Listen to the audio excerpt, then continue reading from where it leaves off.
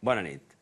Just ara fa un any, arran sobretot de la manifestació de l'11 de setembre, l'estelada, la bandera amb què reclama històricament la independència de Catalunya, va fer la seva gran eclosió, limitat el seu ús fins llavors a sectors que es presumien minoritaris, els esdeveniments polítics n'han impulsat després la implantació. De fet, al mateix ritme que molts sectors de la societat que no combregaven amb l'independentisme han acabat abraçant la idea d'un estat propi. Si més no, l'estelada ha anat guanyant terreny en un espai públic abans dominat per la senyera, un fet que es tornarà a reproduir molt probablement dimecres en la Diada. Però quin és l'origen d'aquesta bandera? Qui la va dissenyar i per què? Quin recorregut haurà de tenir aquest símbol en relació amb el tradicional emblema nacional de Catalunya?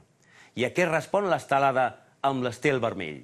Proposem aquest vespre un recorregut a través de la història de l'estelada, que arranca a començaments del segle XX, amb episodis prou desconeguts i molt curiosos, un passeig fins al seu innegable arrelament popular actual.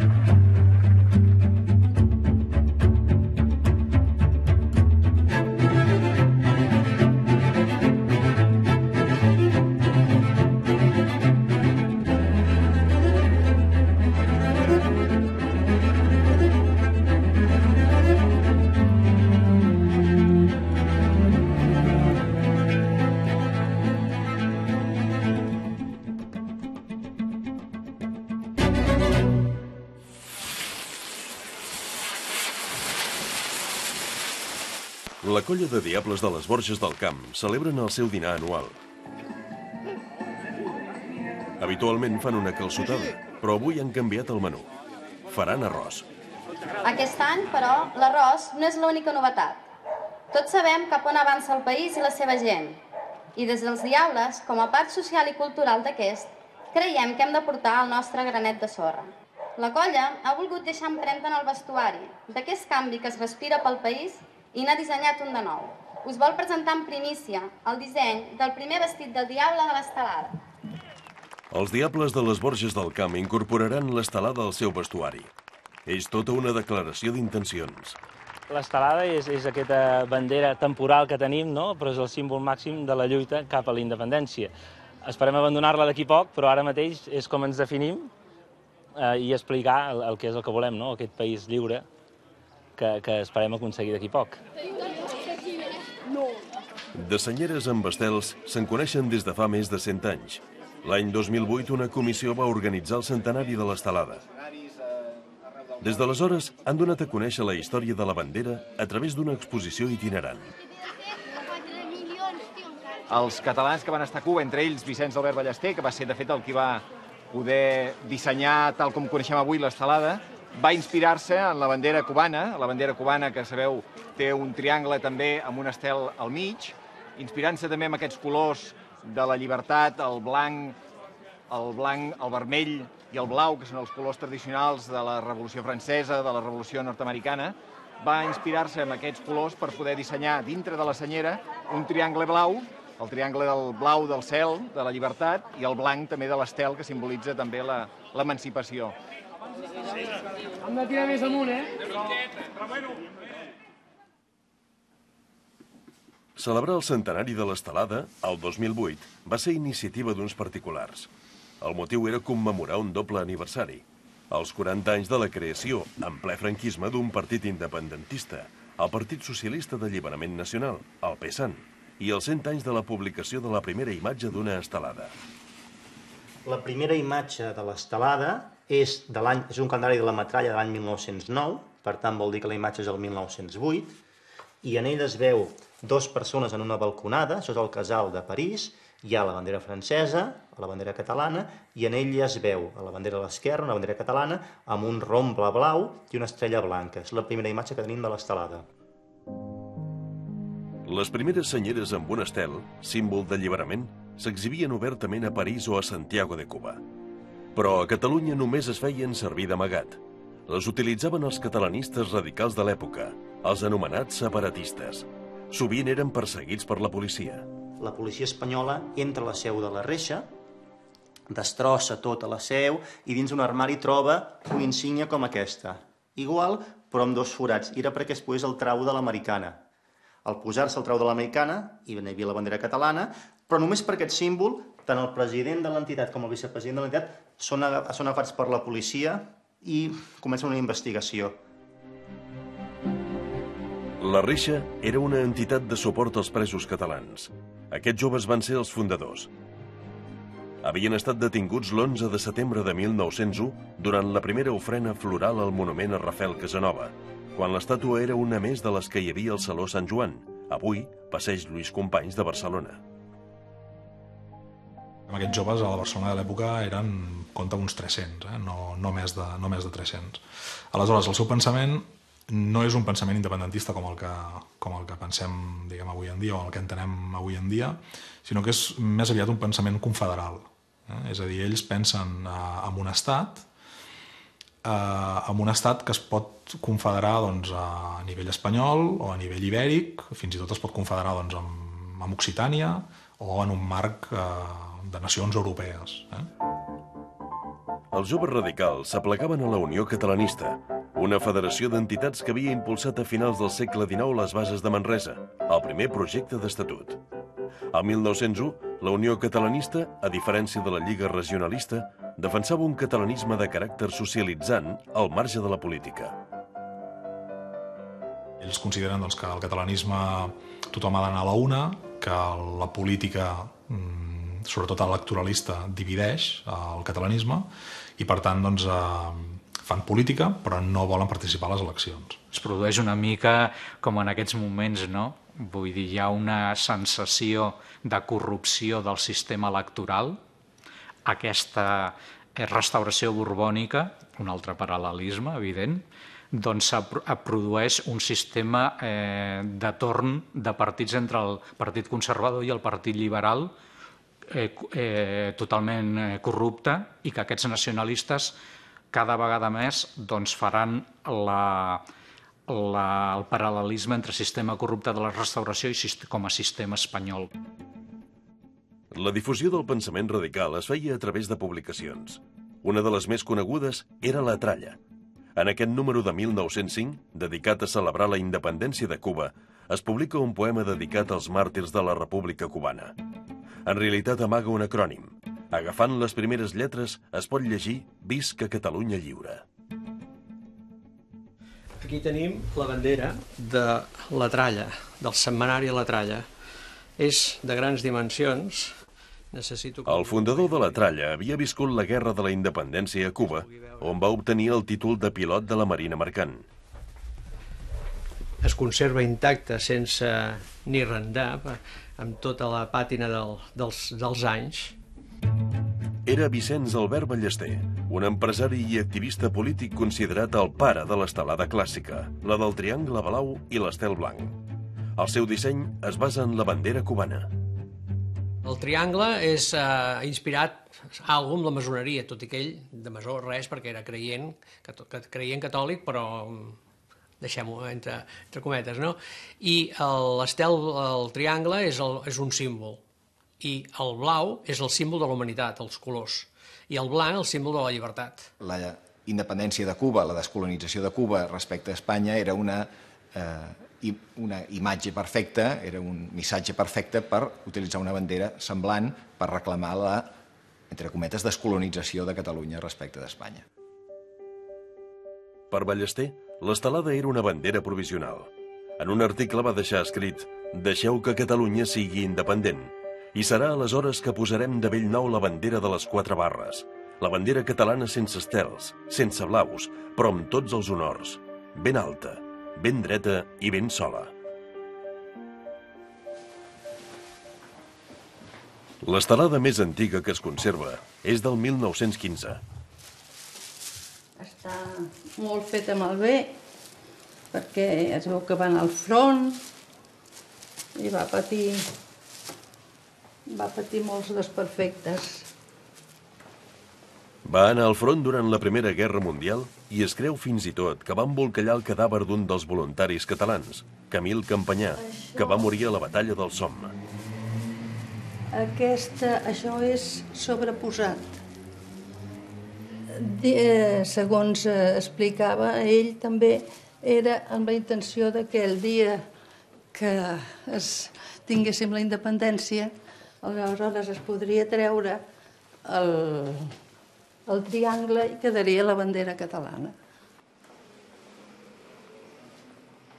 Aquesta estelada l'ha conservada la família del doctor Soler i Pla, un dels dirigents de la Unió Catalanista. Aquest és ell també, aquest és ell durant la guerra. Soler i Pla era un metge molt conegut, amic de l'escriptor Àngel Guimerà i de Macià.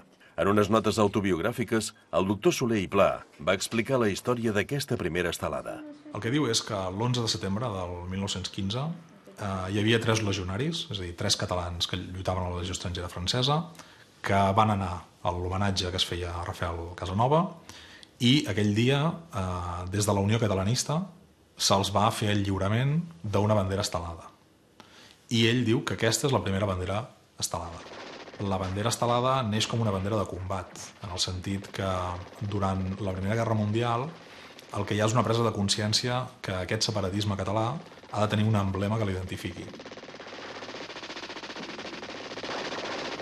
Durant la Primera Guerra Mundial, joves catalans van lluitar a les files franceses.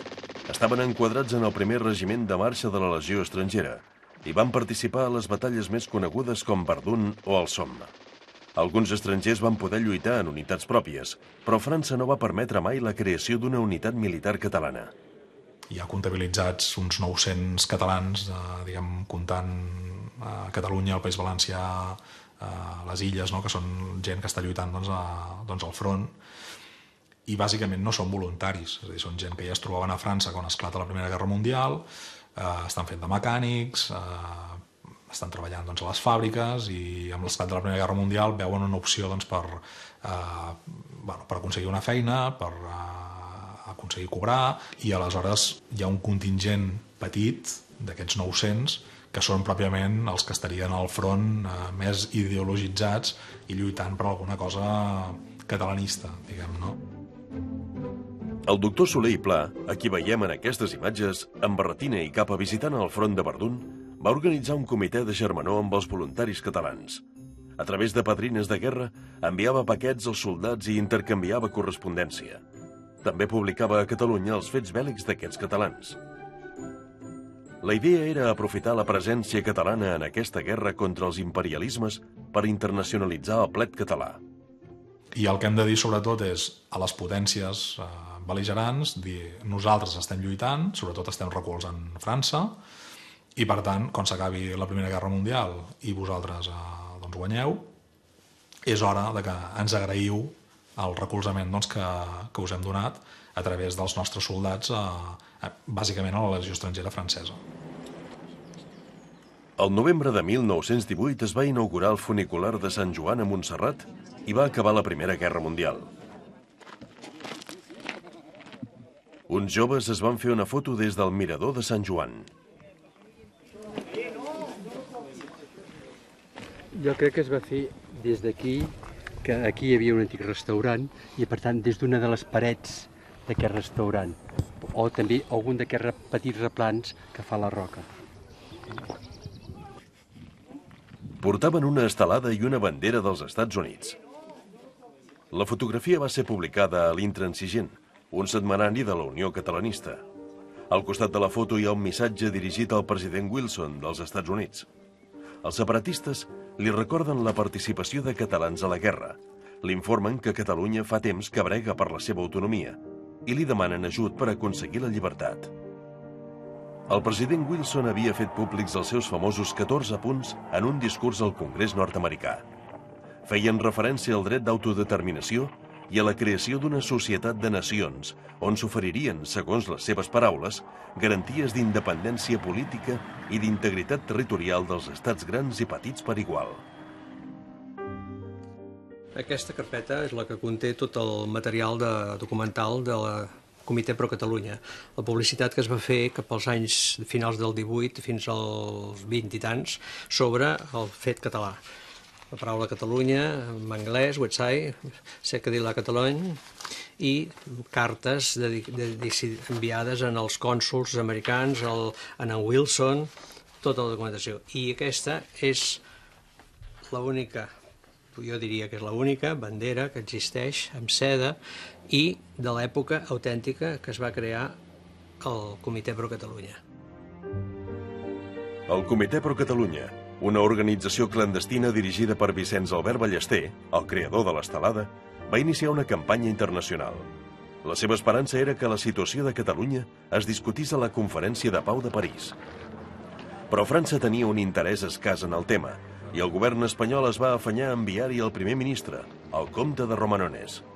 El comte de Romanones el que fa és anar a entrevistar-se amb Clemenceau precisament i amb Wilson a París i els hi demana que no es posin en cap cas amb la política interna espanyola. I ells ho compleixen molt bé. La Lliga Regionalista tampoc tenia cap interès en París. Ja feia 5 anys que la Lliga governava la Mancomunitat de Catalunya, una agrupació de les 4 diputacions provincials amb competències purament administratives. I ara, el seu líder, Francesc Cambó, estava negociant l'autonomia amb Borri i Alfons XIII, però no se'n sortiria.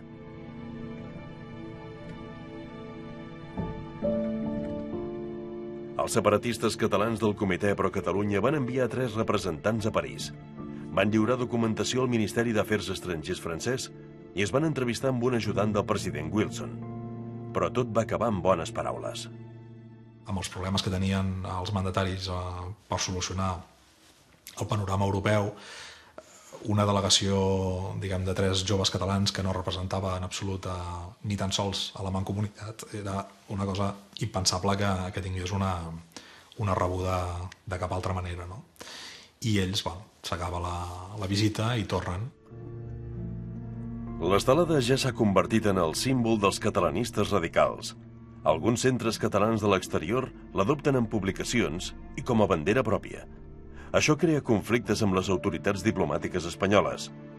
A Cuba, l'exhibició d'una estelada en una manifestació provoca la protesta del representant espanyol que demana el tancament del Centre Català de l'Havana i el desterrament dels seus dirigents. El govern cubà no li va fer cas. En un diari es va arribar a dir: «El ministro de España me parece un hombre que hace 30 años que no ha leído ningún libro». A continuació té la paraula el nostre president, Francesc Macià. El 1922 neix a Barcelona un partit que adoptarà l'estelada com a símbol. És l'Estat Català, fundat per Francesc Macià i Daniel Cardona.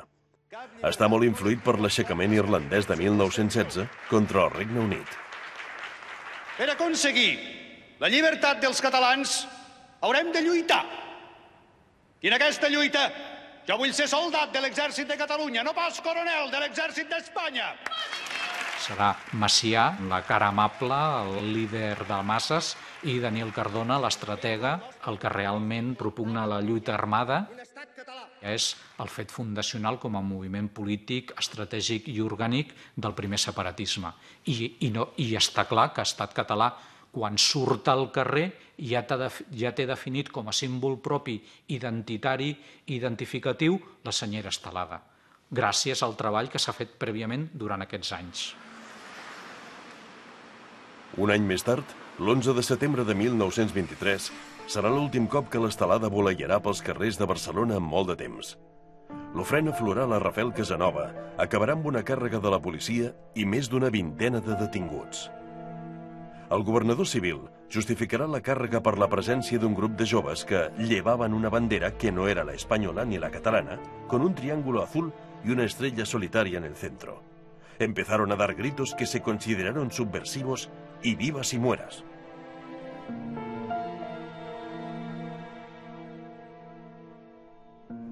Tres dies més tard, Miguel Primo de Rivera, el capità general de Catalunya, dona un cop d'estat. Té el vistiplau del rei Alfons XIII i el suport de l'alta burgesia catalana, que considera que la dictadura militar és un mètode efectiu per contenir l'agitació obrera.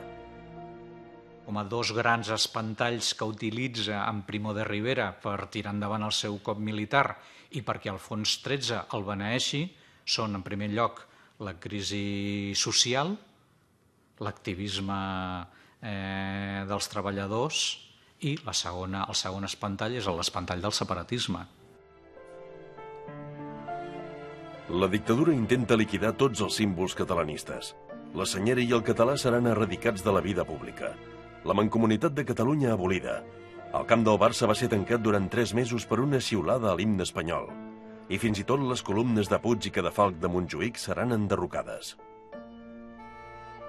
Hi ha tot aquest seguit d'accions en contra de tot allò que és catalanista. Això fa créixer un cert sentiment separatista. Macià i la plana major d'Estat català van marxar a l'exili. Des de França planejarà una invasió amb voluntaris catalans a través del Coll d'Ares. L'objectiu era ocupar Olot i provocar un aixecament popular a Catalunya. És el que es coneix com els fets de Prats de Molló del novembre del 1926. Sobre el paper era un intent militar, diguem, no? Era una operació militar plantejada doncs, en 2 columnes que entraven, que al moment de l'entrada havia de venir secundat per una vaga general que donaven suport als sindicalistes, la CNT a Barcelona, i amb això desestabilitzar el que seria doncs, la monarquia de Primo de Rivera i començar un moviment doncs, insurreccional. Els voluntaris anaven vestits com a excursionistes per no aixecar sospites. El seu símbol de combat era l'estelada i en el seu jurament com a soldats de l'exèrcit català es comprometien a no abandonar-la més que perquè ens serveixi de mortalla. Macià i el seu estat major estaven instal·lats a la vila d'Anís de Prats de Molló. Macià va haver de recórrer voluntaris italians que havien participat a la Primera Guerra Mundial per completar la seva força.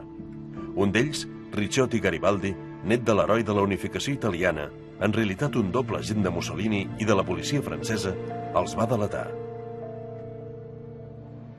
A Prats de Molló van ser detinguts Macià i la plana major dels conjurats. Altres participants en la conspiració van ser arrestats a Perpinyà i confinats en una caserna militar. El judici, celebrat a París, va concloure amb multes i un parell de mesos de presó. Però, sobretot, va donar una enorme popularitat a Francesc Macià i la seva causa. El seu judici, vist com una mena d'últim romàntic d'Europa que intenta entrar amb aquests 4 nois a Catalunya, i llavors ell també juga molt bé les cartes, sobretot el seu advocat, juga molt les cartes de presentar-se com una Bèlgica i sota el paraigües francès. I això, clar, a França doncs, té molta d'acceptació i, per tant, ell aconsegueix doncs, que la sentència sigui mínima, sigui expulsat a Bèlgica. Des de Bèlgica, Macià comença una gira internacional que acabarà a Cuba el 1928. A l'Havana, Macià presideix una assemblea separatista que aprova la Constitució Provisional de la República Catalana. Aquesta Constitució, de caràcter republicà i liberal, establirà la igualtat de sexes davant de la llei, el vot universal i secret, un exèrcit propi o la desaparició de les províncies. També prohibirà els toros i els combats de boxa. En el text es recull que Catalunya serà un estat independent i sobirà i que la seva bandera oficial serà l'estelada. El manuscrit original, escrit en un bloc escolar, encara es conserva. L'autor de la Constitució de l'Havana va ser el periodista i historiador Josep Conangle, president del Centre Català de l'Havana. Conangle, que va viure la Guerra de Cuba com a soldat, es va instal·lar a l'Havana el 1905. On estaria Conangle avui, aquí, no?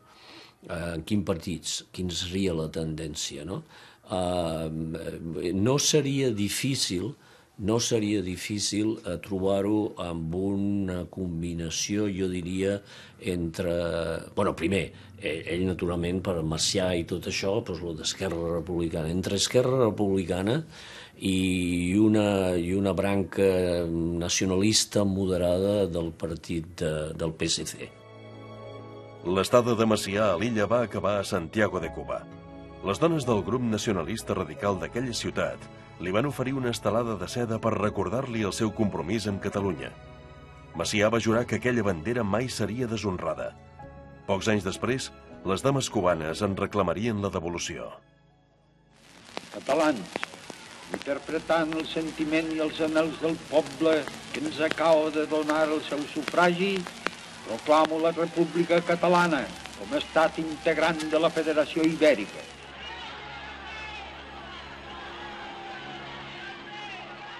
El 14 d'abril de 1931, Francesc Macià va proclamar la República Catalana dins d'una futura confederació ibèrica. La declaració va preocupar el govern provisional de la República Espanyola. 3 dies més tard, Macià va haver de pactar amb 3 ministres del govern central, 2 d'ells catalans, la reconversió de la República Catalana en Generalitat de Catalunya. Macià declararia que va ser el dia més trist de la seva vida. En el primer any de vida de la Generalitat, els catalans de la diàspora es van mostrar molt decebuts amb l'autonomisme de Macià. En una carta, les dames cubanes li van demanar que tornés l'estelada que li havien lliurat a Santiago de Cuba. Tenemos hoy el gran dolor, en vista de vuestras declaraciones españolistas y del poco honor que habéis hecho a vuestro juramento, tenemos hoy el gran dolor, decimos, de pediros nuestra bandera. La immigració, d'una manera o altra, idealitza el país que s'ha deixat. O sigui, i aquests catalans de Cuba, radicals, independentistes, catalanistes, nacionalistes, per fer servir algunes paraules, no idealitzen una Catalunya que potser mai va existir, no? I construeixen aquesta mitificació de Catalunya. Macià havia guanyat les eleccions d'abril del 31 al capdavant d'un partit creat 2 mesos abans, Esquerra Republicana de Catalunya. El nou partit era el resultat de la unió de l'Estat català de Macià, del Partit Republicà Català de Lluís Companys i del grup L'Opinió de Joan Lluí, tots 3 amb diferents graus de sobiranisme. Macià, que era l'aglutinador de les diferents sensibilitats, va morir el desembre de 1933.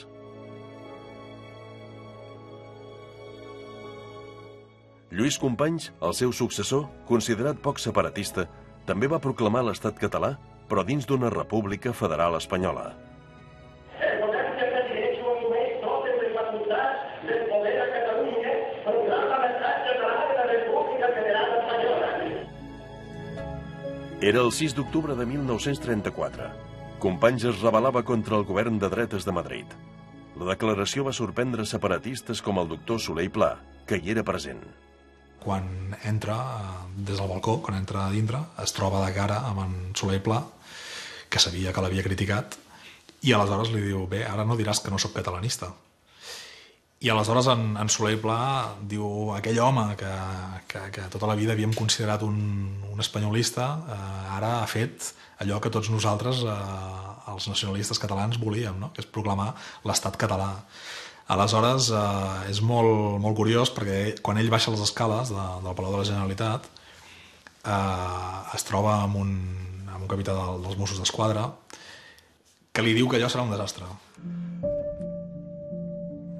La insurrecció de Companys va tenir el suport de les forces de seguretat de la Generalitat i dels escamots de les joventuts d'Estat Català i Esquerra Republicana, la GEREC, que portaven l'estelada com a ensenya. Però l'exèrcit, seguint ordres del govern dretà de Madrid, va ocupar els centres neuràlgics de Barcelona. Els enfrontaments van causar poques víctimes, però van acabar amb la detenció de milers de ciutadans. Els soldats van entrar a la Generalitat i van detenir els Mossos d'Esquadra. Lluís Companys i el seu govern van ser condemnats a 30 anys de presó.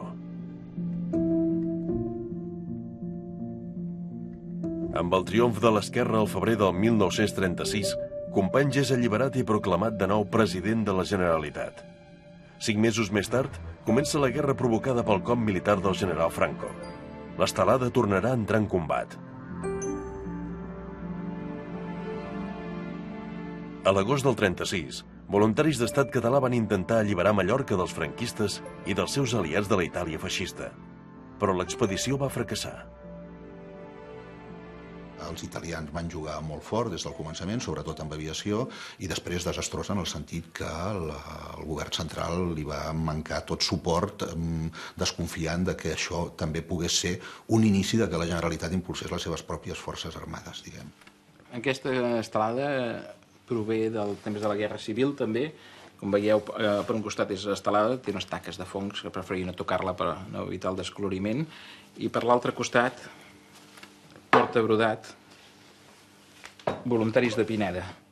Suposem que devia ser un grup de combatents d'Estat català que devia anar amb alguna de les unitats o amb els pirinencs o bé amb la columna Companys.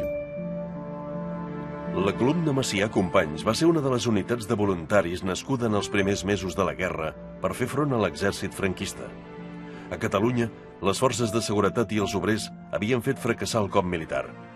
L'exèrcit regular havia desaparegut.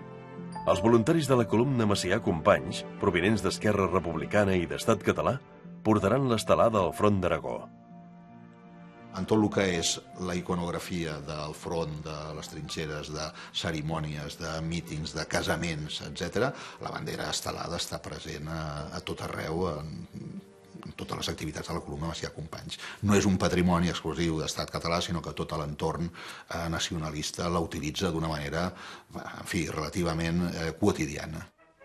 El regiment pirinenc número 1 estava format per excursionistes i voluntaris d'Estat català. De manera informal també duien l'estelada. Va ser la primera unitat d'elit de l'Exèrcit Popular de Catalunya, un exèrcit regular organitzat per la Generalitat, que també va crear una indústria de guerra.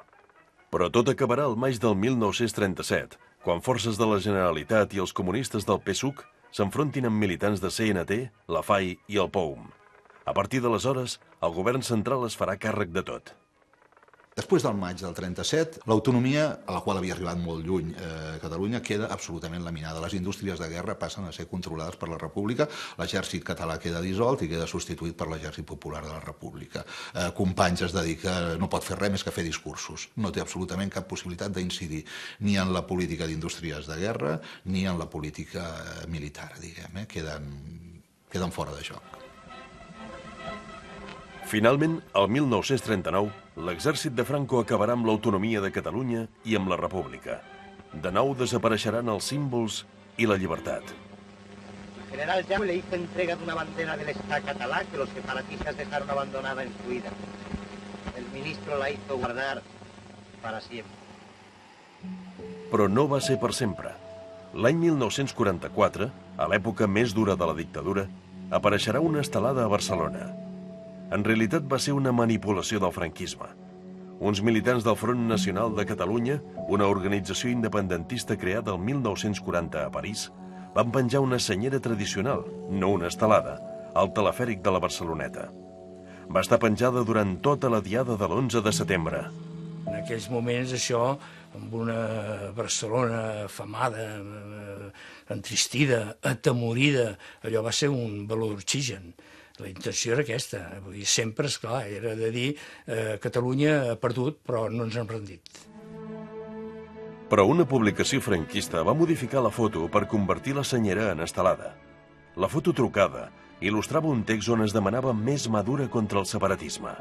Hi ha un article on parlava de la benevolència que es tenia amb el separatisme quan, a l'any 44, s'afusellava gent al Camp de la Bota cada dia, cada dia, i a Girona, al cementiri, i a Tarragona, a tot arreu.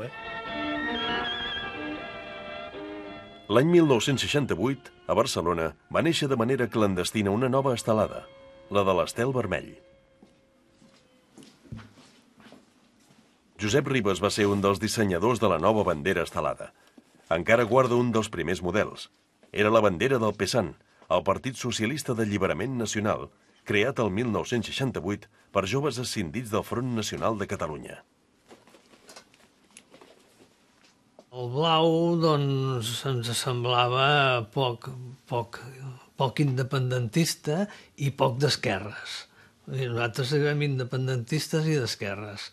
I per aquesta qüestió, doncs, vam optar pel triangle blanc i per l'estel vermell. El Partit Socialista d'Alliberament Nacional dels Països Catalans té el lema de socialisme, independència, països catalans. És fruit de la seva època i viu, o bé, veu, de les lluites d'alliberament nacional i social de la descolonització. Vietnam, Algèria, Cuba, fins i tot Xina, són els referents del moment. La nit abans de la diada del 1969, militants del PSAN van intentar penjar una estelada al campanar de la parròquia del barri del Congrés de Barcelona. Però van ser detinguts, jutjats a Madrid i condemnats a un mes de presó. Prèviament havien estat torturats per la policia franquista a la Via Laietana. Amb un cel obert que hi havia i amb una fundària de 4 pisos que em van agafar per sota les aixelles i em van penjar al buit. Al Fossar de les Moreres s'hi apleguen els exaltats, els independentistes i els que s'autoproclamen patriotes catalans. Aquí fins i tot es pot morir d'un cop de bandera. La bandera de l'estel vermell va sortir al carrer a partir de la mort del dictador Franco. Per facilitar-ne la confecció, el triangle blanc va ser substituït pel groc. Va ser adoptada per la majoria d'organitzacions de l'esquerra independentista. Esquerra Republicana de Catalunya incorporarà l'estelada a finals dels anys 80, quan el partit es converteix en independentista. Un grup de gent el que fa és entrar a Esquerra i des de dintre converteixen el partit en independentista. Amb la situació que el dia que el partit es converteix en independentisme, amb el lideratge d'Àngel Colom i donant el suport també de Carod Rovira, 500 militants o 600 fugen del partit i l'endemà ja n'hi ha 800 més que els han reemplaçat. És a dir, hi havia una necessitat. És a dir, l'espai electoral donava lloc a que hi hagués un espai de públic independentista. En aquest moment, l'estelada que agafa Esquerra prioritàriament és l'estelada històrica, l'estelada d'estat català, però simultàniament també fa servir l'estelada roja. L'estelada ha estat protagonista de la Diada de Sant Jordi d'aquest any. A les Rambles de Barcelona, la JNC, la Joventut Nacionalista de Catalunya, les Joventuts de Convergència, exhibien diversos objectes estelats a la seva parada. La JNC ha utilitzat l'estelada des de la seva creació al 1980. La JNC sempre s'havia declarat independentista, llavors això provocava a vegades certs enfrontaments, entre cometes, enfrontaments amb el partit. Per què? Perquè el partit, com ells mateixos diuen, la Convergència convergia en moltes idees polítiques diferents i no tothom volia l'estelada. I què els hi passava? Doncs que, per exemple, en actes de Convergència no es podien portar estelades. O sigui, els líders del partit els hi treien les estelades. Se'ls hi prohibia posar una estelada en un acte d'en Jordi Pujol, del Miquel Roca, etc., perquè podia ofendre un sector del partit. En els últims temps, la utilització de l'estelada ha transcendit els partits polítics. La manifestació de la Diada de l'any passat, convocada per l'Assemblea Nacional de Catalunya a favor de la independència, va significar un esclat de banderes estelades. La mateixa assemblea ha adoptat com a símbol tots dos models d'estelada. Els vam utilitzar els dos perquè vam considerar que a l'assemblea hi caben tots els independentistes de dretes, de centre i d'esquerres. Ara és més una qüestió de qui li agrada més un que un altre. Ja no simbolitzen tant una dreta i una esquerra, sinó és més una qüestió com d'estètica. Jo crec que simbolitzen tots dos el mateix, aquest desig de llibertat i d'alliberament de Catalunya. Una de les coses que ens vam adonar que la manifestació seria molt important és perquè es van acabar les estelades. És a dir, en tot el país no hi havia estelades, fins i tot a les botigues dels xinesos, d'aquests que venen de tot, tampoc ja no n'hi havia. Es va fer una comanda molt important a la Xina, perquè volien que arribés, perquè per aquí no se'n trobaven i també va arribar tard, o sigui que ja no va servir, també va arribar tard. Fires de productes que utilitzen estelades. Banderes hissades a centenars de pobles. Estelades formades amb espelmes. En els últims mesos han proliferat els actes reivindicatius amb la bandera de l'estel com a protagonista. A Igualada van voler fer un pas endavant. Crear una estelada humana. Una bandera formada per 2.014 voluntaris. El fet del que formem el país som persones. Persones que volem la independència. Persones, de fet, per això vam decidir fer-ho humana. Espelmes i tot plegat, però nosaltres vam decidir el que volem ser, que som la gent. La gent que està construint una mica el país, que volem construir un nou país, doncs comencem construint una nova estelada humana, una nova. Soc acollida aquí, soc de Còrdova, però em sento catalana com la de Camés. I aquí estem lluitant tots plegats. Vull ser lliure. No vull tenir res que veure amb Espanya, no perquè els hi tingui ràbia ni molt menys, però considero que el tracte que ens donen no és bo. i prefereixo, doncs, ja que no ens volen, apartar-me. L'estelada representa el símbol d'aquesta reivindicació en el ben entès que és una senyera passatgera, vull dir que quan tinguem la independència això s'ha de raconar, la guardarem com un record d'aquesta etapa, no? Però evidentment la nostra bandera és la senyera, la de sempre. Ara, avui hem de reivindicar la llibertat i és a través d'això, de l'estelada.